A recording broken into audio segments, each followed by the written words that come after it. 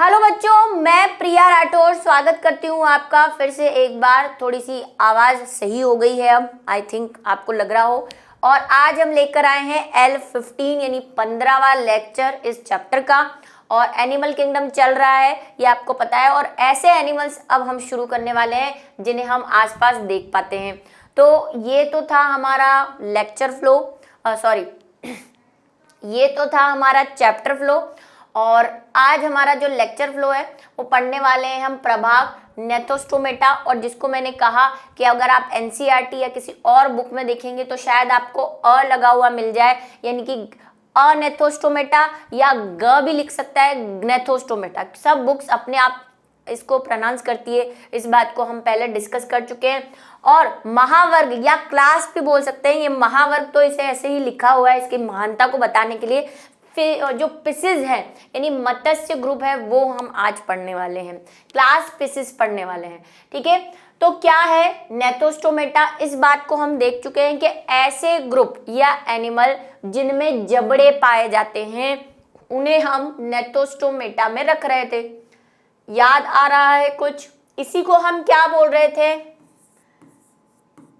Gnathostomata भी बोल रहे हैं। वही मैंने कहा, depend on the books on guides, ठीक है। वैसे जो इसकी स्पेलिंग है वो ऐसी है।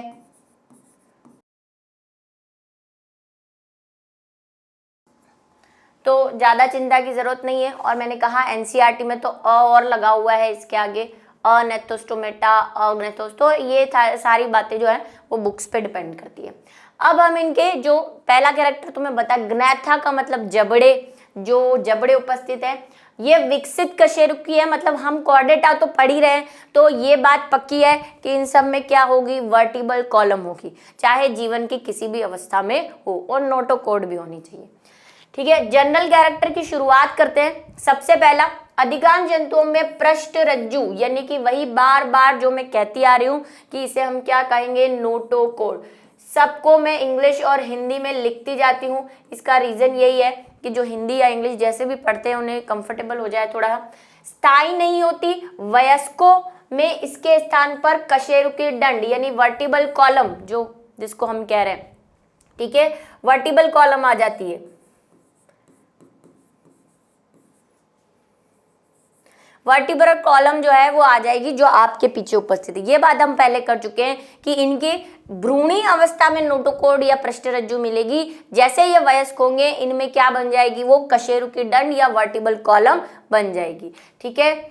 नेक्स्ट है, इनमें जबड़े गमन हेतु जोड़ीदार पंख, ये इनके स्पेशल कैरेक्टर है। जबड़े होंगे, जोड़ीदार पंख होंगे। देखो अब जरूरी नहीं कि सब में जोड़ीदार पंख हो, क्योंकि हम एक प्रभाग के लक्षण पढ़ रहे हैं। इसमें जो क्लास आएगी उनमें से किसी क्लास में, जैसे फिशेज में होंगे लेकिन किसमें नहीं होंगे, जो इंसान है उनमें तो नहीं है, जो घोड़ा है उसमें तो नहीं है, पक्षियों में होंगे। तो ये हम जनरल कैरेक्टर पढ़ रहे हैं, अभी हम इनको क्लासेस में डिवाइड करेंगे तो यही कैरेक्टर बट जाएंगे, ठीक है।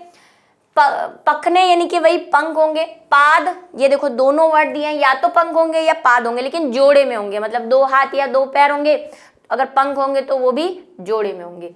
इनसे संबंधित मेखलाएं यानी गर्डल्स होंगी। अब ये गर्डल्स क्या है, ये पहले भी बता चुकी हूं मैं, श्रोणी मेखला और जिसको हम बोलते हैं अंश मेखला।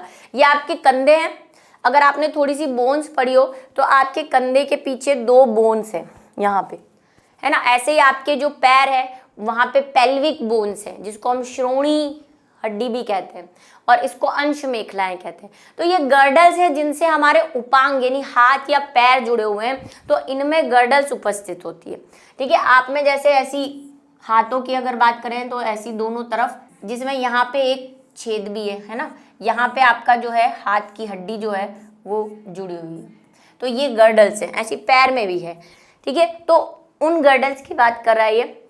जनन वाहिनिकाएं हैं, मतलब वही हमें क्या है, अगर इंसानों की आपने पढ़ी हो तो फैलोपियन ट्यूब होती है, सेमिनल वेसाइकल होती है, शुक्राशय होता है ना, मूत्रवाहिनी होती है। तो जनन के लिए जो भी जरूरी है वो जननांग, और उनमें वाहिकाएं भी है, तो यानी नलिया भी है, उपस्थित होती है। इनका मुख गोल नहीं होता, इनमें पीनियल नेत्र भी अनुपस्थित होता है। ये पीनियल नेत्र मैंने आपको कहा था कि पीनियल नेत्र जो है वो लोअर यानी कि जो आपके एग्नेथा में मिले थे हमें, ठीक है। हमें मैंने आपको बताया था पीनियल ग्रंथि होती है ना हेड पे, मैंने आपको बताया था ऐसी ग्लैंड होती है जो हमारी बायोलॉजिकल क्लॉक कहलाती है। ऐसा कहा जाता है कि यही हमारे रूटीन को मेंटेन करती है, और कई एनिमल्स में तो ये जनन क्रिया को भी एनिमल मतलब मेंटेन करती है। तो पीनियल ग्लैंड आपने सुना होगा, ग्लैंड्स जब पढ़ी होंगी कि हमारे हेड में एक पीनियल ग्लैंड होती है। तो यहाँ पे पुराने वालों में तो नेत्र थे, नेत्र तो क्या थे, वही एक टाइप का कुछ स्ट्रक्चर था जिसको हम पीनियल नेत्र कह रहे थे। तो हमें पीनियल नेत्र अनुपस्थित है, हमें क्या डेवलप हो चुकी है, पीनियल ग्रंथि उपस्थित हो चुकी है, नेत्र गायब हो गया है, ठीक है। इनमें हृदय 2, 3, 4 कक्षीय है, ठीक है। किसी में 2 कक्षीय मिलेगा, यानी कि हार्ट में 2 चैम्बर्स होंगे, किसी में 3 चैम्बर्स होंगे और किसी में 4 चैम्बर्स होंगे। देखेंगे अभी कितने चैम्बर्स मिलते हैं, ठीक है। और कौन कौन से चैम्बर्स होते हैं आपको पता है, आलिंद और निलय, तो वही उन्हीं की संख्या जो है वो बदलती रहेगी। जिसमें 2 होंगे उसमें 1 आलिंद और 1 निलय हो जाएगा, ठीक है। हार्ट के कौन से चैम्बर होते हैं, आलिंद और निलय, इंग्लिश में क्या बोलते हैं इन्हें, ऑरिकल और वेंट्रिकल, ठीक है।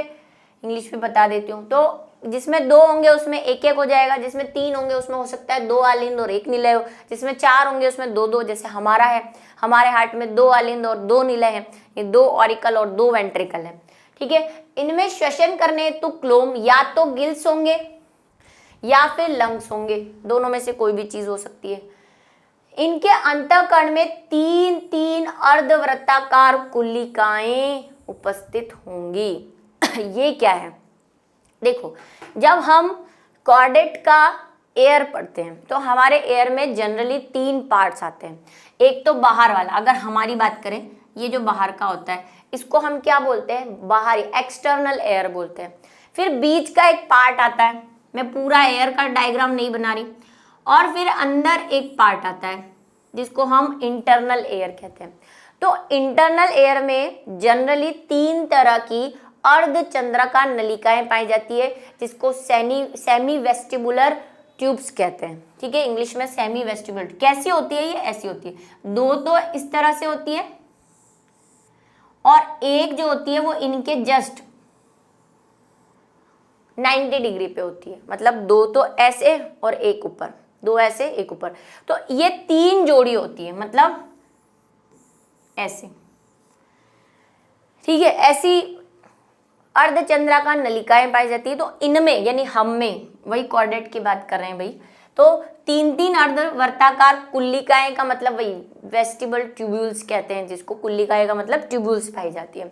ये स्पेशल कैरेक्टर है कॉर्डेट का। अब कहीं में हो सकता है 2 ही मिले, तो वो एक एक्सेप्शन वाली बात आ जाएगी। हम जनरल बात कर रहे हैं, जैसे कि मैंने बोला सिर्फ एक जनरल क्राइटेरिया ले रहे हैं हम अभी। ये एक लिंगी तथा इनमें जोड़ीदार जनद होंगे।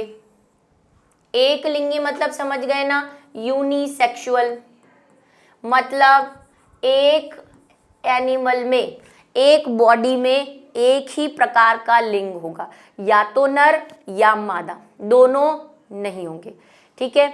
उसके बाद जोड़ीदार जनद होंगे। जोड़ीदार जनद का मतलब गोनेट्स, ठीक है। जनद मीन्स गोनेट्स।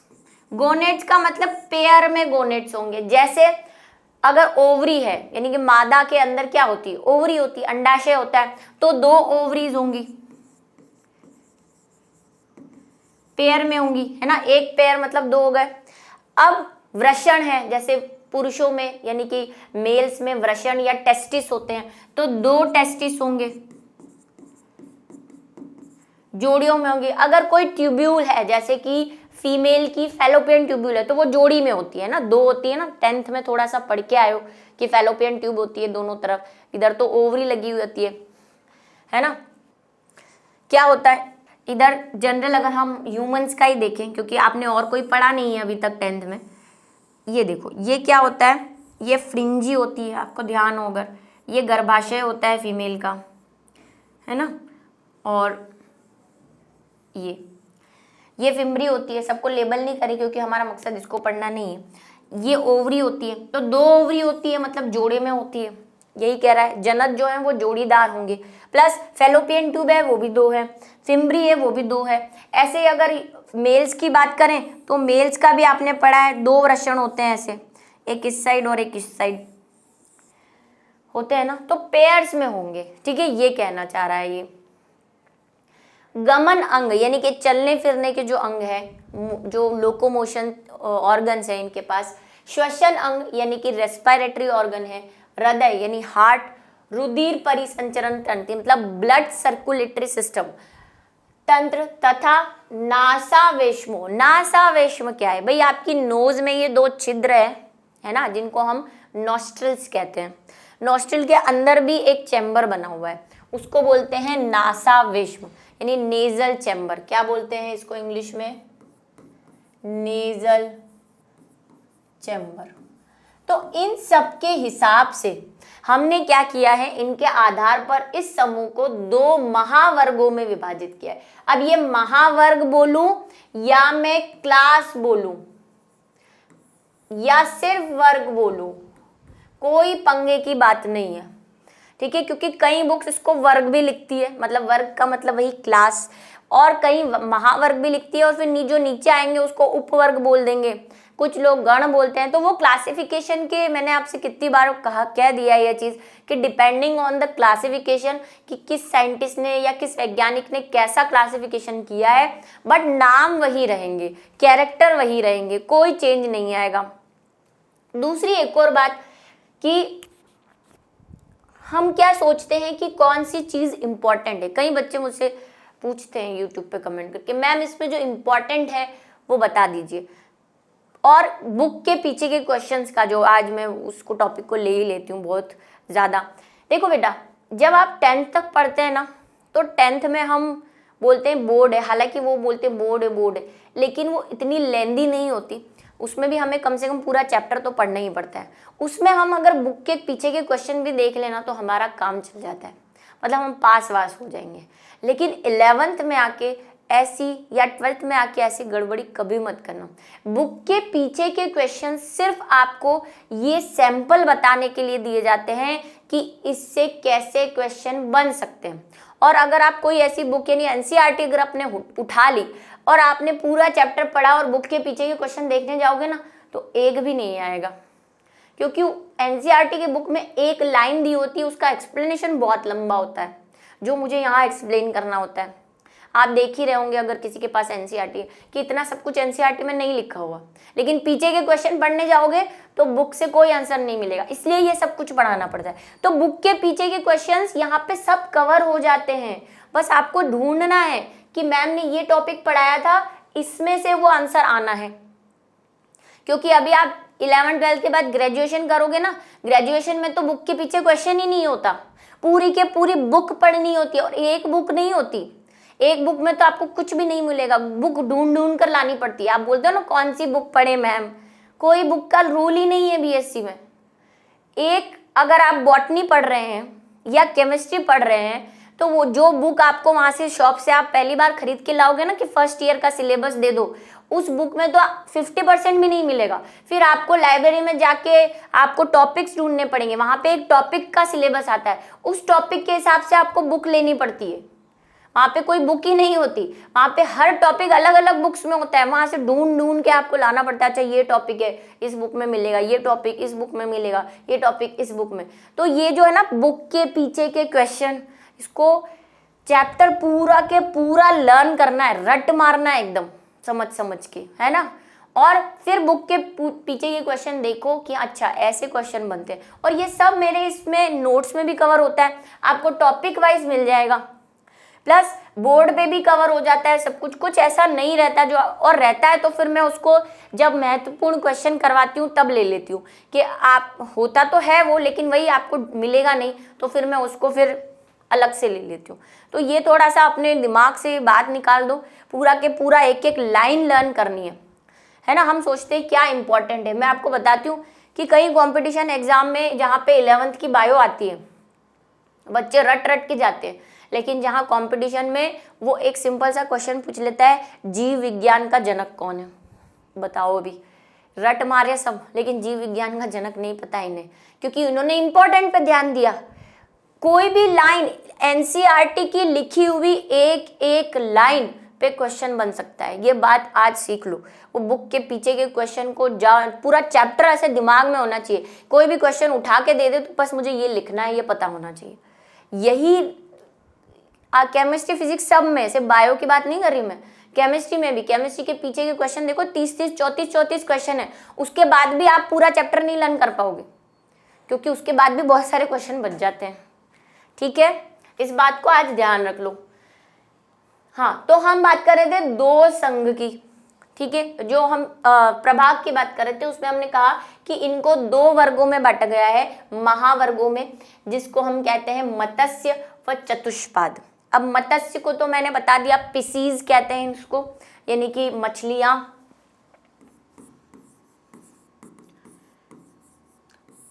और इनको बोलते हैं टेट्रापोडा। देखो, हिंदी और इंग्लिश दोनों में समझ में आ रहा है। चतुष का मतलब चार, पादा का मतलब पैर, और टेट्रापोडा का मतलब भी चार पैर वाले। तो इसमें सब चार पैर वाले हैं, इसमें मछलियां हैं। इसका फर्दर क्लासिफिकेशन हम कर चुके हैं लास्ट, जब हमने एक बोर्ड पे क्लासिफिकेशन लिखा था। क्या क्या लिखे थे जरा बताओ। टेट्रापोडा को और किस किस में बांटते हैं? पहले हैं एम्फीबियंस, ये लिख चुके हैं हम। ठीक है, जिसको हम बोलते हैं उभयचर। उसके बाद हमने बात की रेप्टाइल्स की,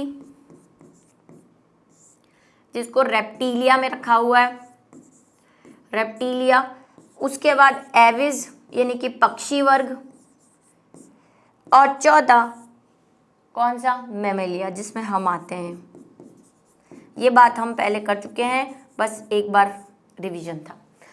ठीक है, चलिए, तो इतनी कहानी समझ में आई। आज हम जो पढ़ने वाले हैं वो सिर्फ क्या पढ़ने वाले हैं? पिसीज पढ़ने वाले हैं, यानी मत्स्य ग्रुप पढ़ने वाले हैं। ये देख लो जरा कौन कौन है इसमें। पूरी दुनिया के आपने जितने एनिमल्स अभी तक देखे हैं सब आ जाएंगे इसमें, चाहे वो शेर हो, चाहे वो चीता हो, चाहे वो मगरमच्छ हो, सब। ये तो पिसीज है सारी मछलियाँ। ये चार पैर वाले, उसमें आप भी हैं भाई। आप बोलेंगे हम तो दो पैर वाले हैं, लेकिन मैंने आपको कहा जीव विज्ञान में हाथ और पैर जैसी कोई चीज़ नहीं होती। जीव विज्ञान में पाद होते हैं, मतलब पोडा होते हैं। हमारे भी चार हैं, दो हाथ हैं, दो पैर हैं, मिला के चार पोडाज हैं हमारे पास। ठीक है, तो ये मत सोचना कि हम दूसरी दुनिया से आए हैं क्या, हमारे पास तो दो ही हैं। चलिए आ जाइए, इसका मस्त एलिगेटर। अब आप बोलेंगे आपको कैसे पता है एलिगेटर? पहचान होती है ना। क्रोकोडाइल और एलिगेटर में डिफरेंस होता है, बताएंगे कभी, अभी टॉपिक नहीं है वो। तो मत्स्य वर्ग की सिर्फ सामान्य बातें करेंगे हम। इसके बाद हम इसका क्लासिफिकेशन देखेंगे कि क्या है इनके क्लासिफिकेशन। दो में बांटा है इसको, नेक्स्ट क्लास में देखेंगे। ठीक है, अभी सिर्फ नॉर्मल कैरेक्टर, जितने भी मछलियों के कैरेक्टर आपको याद है ना, बस अब काम आसान होने वाला है। एक वर्ग चुनो, एनिमल आपने देखे ही हैं सबके, मछलियां देखी है, जेब डालो सब। सबसे पहला कुछ कुछ एक्स्ट्रा जो रहेगा वो लिखना पड़ेगा। इस वर्ग के सभी जंतु जलीय है, ये कोई बताओ, बताने की बात है। मछलियां तो होती ही जलीय है, मछली जल की रानी है। ठीक है, चलिए, ये असमतापी है, इसको समझा देती हूँ मैं। देखो, दो चीजें होती है, एक होता है असमतापी और एक होते हैं समतापी। असमतापी क्या होते हैं? ऐसे जंतु जिनमें आसपास के वातावरण के हिसाब से शरीर का तापमान चेंज होता रहता है, उसको बोलते हैं असमतापी। समझे? जैसे आप नहीं, आप असमतापी नहीं हो, आप समतापी हो। आपका टेम्परेचर क्या है? आपका temperature 37 point something 37 degree centigrade है। ठीक है, हम ये मान लेते हैं। फ़ारेनहाइट में 98 है। तो क्या आप अगर किसी ठंडे इलाकों में जाओगे, बर्फीले में, तो क्या आपका टेम्परेचर कम हो जाएगा? नहीं, आपका टेम्परेचर 37 से 1-2 मतलब पॉइंट खिसक सकता है, ज्यादा नहीं होगा। और उसको मेंटेन करने के लिए हम क्या करेंगे, कपड़े पहन लेंगे ताकि हमारा बॉडी टेम्परेचर जो है वो मेंटेन रहे। अगर नहीं रहा, आप बोलोगे नहीं नहीं रहता, नहीं रहेगा, तो फिर ऊपर जाने की तैयारी कर लो, क्योंकि आप समतापी हो। आप अपने वातावरण के हिसाब से अपना टेम्परेचर चेंज नहीं करते, वही रखते हो। सम का मतलब एक जैसा, उसको कोई फर्क नहीं पड़ता क्या टेम्परेचर है, वो हमेशा समान रहेगा, उसको बोलते हैं समतापी। ये होते हैं असमतापी, इनको बोलते हैं कोल्ड ब्लडेड एनिमल, है ना, सुना है कभी, कोल्ड ब्लडेड एनिमल्स। क्यों कोल्ड ब्लडेड? अगर ये ठंडे पानी में रहते हैं तो ये अपने टेम्परेचर को ठंडे पानी के हिसाब से 1-2 डिग्री गिरा देते हैं। अगर ये गर्म पानी में रहते हैं तो अपने टेम्परेचर को 1-2 डिग्री बढ़ा देते हैं, ठीक है, ऐसे मेंटेन करते रहते हैं, इसलिए इनको असमतापी कहते हैं, ठीक है। चलिए, और हम वार्म ब्लडेड है, हमारा खून गर्म है, हम गर्म ही रहते हैं, हॉट एनिमल्स। जल में गमन अर्थात तैरने हेतु इनका शरीर धारा रेखित तो समझ गए ना, स्ट्रीम लाइन, बचपन से पढ़ते रहते हैं। नाव जो है वो नौकाकार होती है, धारा रेखित होती है, स्ट्रीम लाइन होती है, इसीलिए वो जल में आसानी से तैर पाती है। मछलियों की अगर हम बात करें तो मछलियों का शरीर जो है वो ऐसा होता है, मैंने थोड़ी डिजाइनर टाइप की बनाई है ना, ऐसा होता है ना, आगे से कैसा होता है, नुकीला होता है, स्ट्रीम लाइन, स्ट्रीम का मतलब नौकाकार जिसको हम कहते हैं, या धारा रेखित, धारा में रेखा के समान। तो जब वो तैरती है तो पानी को साइड करती जाती है उसकी ये चीज, जिससे वो आसानी से तैर सके। इसीलिए एरोप्लेन भी स्ट्रीम लाइन बनाए जाते हैं, धारा रेखित। एरोप्लेन का शेप भी ऐसा होता है ताकि वो वायु को प्रतिरोध करके आराम से आगे बढ़ सके, ठीक है। फिन्स बना दूं, अच्छी नहीं लग रही बिना फिन्स के, चलो। तथा पादों के स्थान पर जोड़ीदार व अन्य पखने पाए जाते हैं। पखने मतलब पंख, जो मैं बना चुकी हूँ, अधूरे से लग रहे, जोड़ीदार है, ऊपर एक है तो नीचे एक है। जैसे मैंने कहा था, अगर साइड में है इस साइड तो उस साइड भी है। कहते क्या है इन्हों, जरा सुन ले। ये अगर आगे की तरफ है, ये वाले अगर इस आसपास है तो इनको बोलते हैं हम अंश पंख,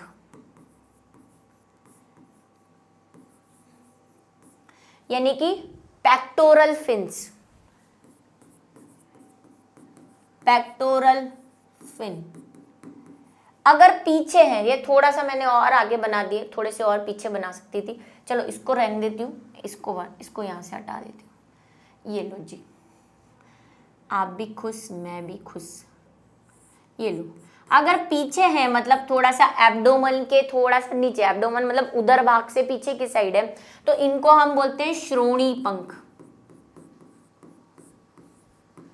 इंग्लिश में क्या बोलते हैं इनको, पेल्विक फिन्स।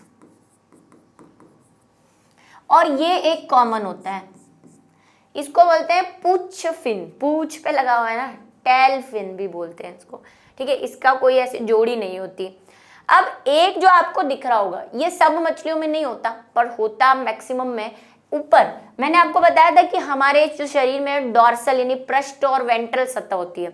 जिस साइड हमारा हार्ट होता है, ये मैं पहले बता चुकी हूँ ना, कॉर्डेट की अगर हम बात करें तो जिस साइड हमारा हार्ट होता है वो वेंट्रल साइड होती है, और जिस साइड हमारी वर्टिबल कॉलम होती है वो डॉर्सल साइड होती है। इसकी वर्टिबल कॉलम ऊपर है क्योंकि ये कॉर्डेट है, तो इसका ये वाला जो फिन है इसको बोलते हैं डॉर्सल फिन या पृष्ठ पंख। समझे के ना कि काका हो गया है यहाँ पर, ठीक है, बात समझ में आई है। अभी जोड़ीदार पंख हैं इनके, और भी होते हैं, देखेंगे जैसे जैसे मछली आएंगी। सारी चीजें आज ही क्यों बता दूं, अगली बार भी बताऊंगी। इनकी त्वचा पर प्राय शल्क स्केल्स होते हैं, ये तो भाई सबसे कॉमन चीज है कि इनके पास क्या होते हैं, शल्क बना देते हैं। इसलिए आधा आधा चित्र बना, एक साथ बना दूंगी ना तो समझ नहीं आएगा। अभी स्केल्स बनाते हैं, ये देखो स्केल्स होते हैं इनमें। अब इनमें क्या है, स्केल्स भी बहुत टाइप के होते हैं, प्लेकोइड स्केल और ग्लेनोइड स्केल और साइनोइड स्केल, पर आपको वो नहीं पढ़ना है, वो है ना ग्रेजुएशन में पढ़ेंगे हम, कभी मिलोगे मुझसे तब पढ़ाएंगे। स्केल्स होते हैं, बना दिए स्केल्स भाई। पाए जाते हैं 2 नासावेश में होते हैं, वही नेजल चैम्बर, है ना। अब यहाँ पे दिखाना मुश्किल है, फिर भी मैं बता देती हूँ, 2 नेजल चैम्बर, 2 ऐसे बना देती हूँ, मतलब नेजल छिद्र होंगे और अंदर चैम्बर होगा, ठीक है। अंतः नासा द्वार अनुपस्थित होते हैं, ये भी कहानी समझा। देखो हमारे जो है नोज, अगर हमारी बात करिए, ये 2 छेद है, मैम उंगली मत डाल लेना, ये 2 छेद है और ये वाला नेजल चैम्बर है ना। फिर अंदर की तरफ भी ये जो 2 छेद है वो अंदर, आपको पता है हमारा मुंह गला सब कनेक्टेड होता है।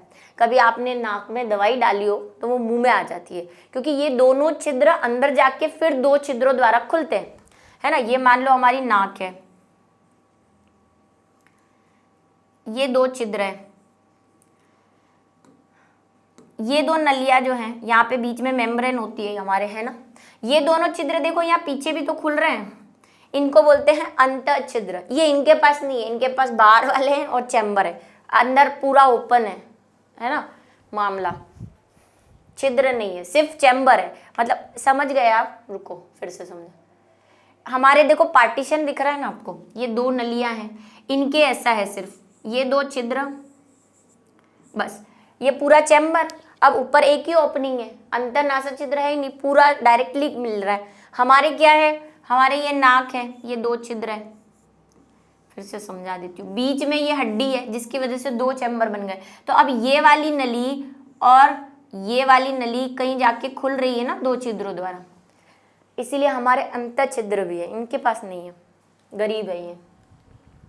इनमें बाल व मध्य कर्ण अनुपस्थित है। मैंने कहा था कान के 3 भाग होते हैं, बाहरी कर्ण, मध्य कर्ण और अंतःकर्ण। एक्सटर्नल एयर, मिडिल एयर और इंटरनल एयर। इनके पास मिडिल एयर यानी कि जो कान है वो अनुपस्थित है, ठीक है। केवल आंतरिक कर्ण पाया जाता है, ठीक है। इसीलिए वहां पे 3 जो है वो अर्धचंद्राकार नलिका है, मिडिल वाला तो है ही नहीं, जो हमारे पास मेलियस, इंकस ये सब है ना, इनके पास नहीं है। इनमें 3 अर्धवृत्ताकार नलिकाएं, जिसको मैंने कहा था वो बताई थी आपको थोड़ी देर पहले, है ना। 3, 2 तो ऐसी और एक उसके अपोजिट में अर्धचंद्राकार नलिकाएं, यानी 3 सेमी सर्कुलर या सेमी वेसाइकल ट्यूबुल्स जो है वो पाई जाती है, सर्कुलर ही बोलते हैं वैसे।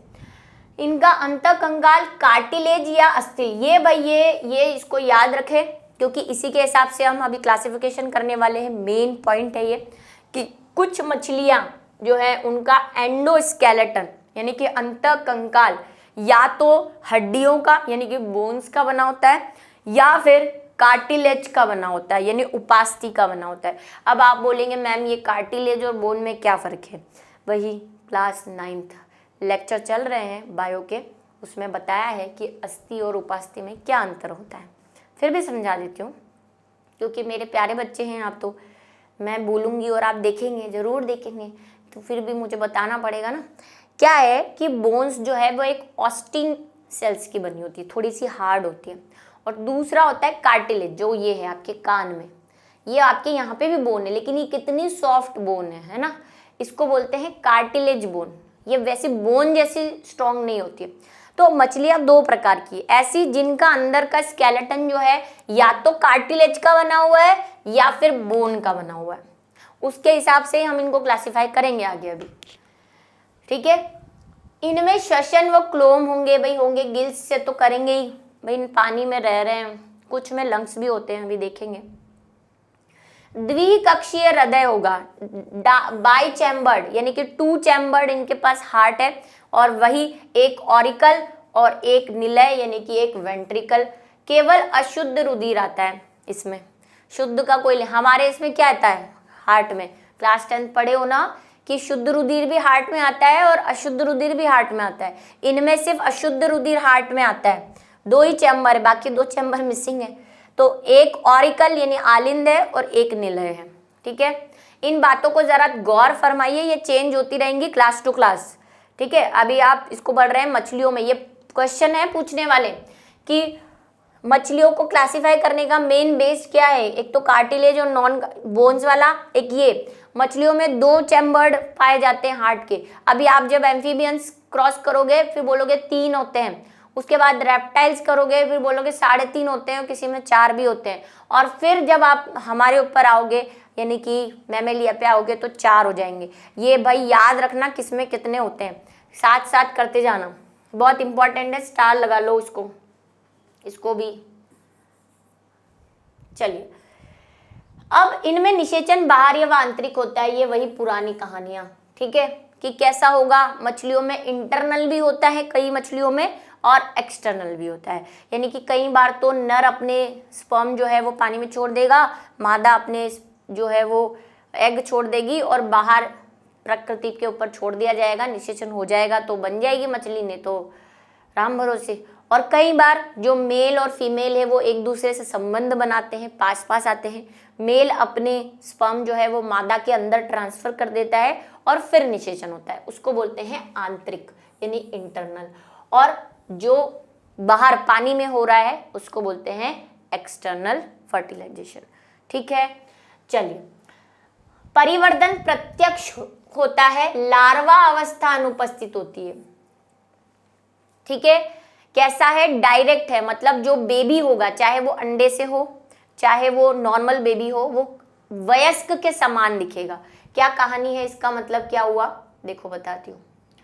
कि जैसे ये फिश है, फिर से एक बार समझा देती हूँ, जो नए बच्चे आएंगे अभी पूछेंगे मैम क्या है ये मछली है, इसका मछली हुई तो बेबी मछली हुई तो बेबी मछली जैसी दिखेगी, है ना, दोनों एक जैसे दिख रहे हैं ना, आप देख के पहचान सकते हो कि ये मछली का बच्चा है, पहचान सकते हो, इसको बोलते हैं प्रत्यक्ष।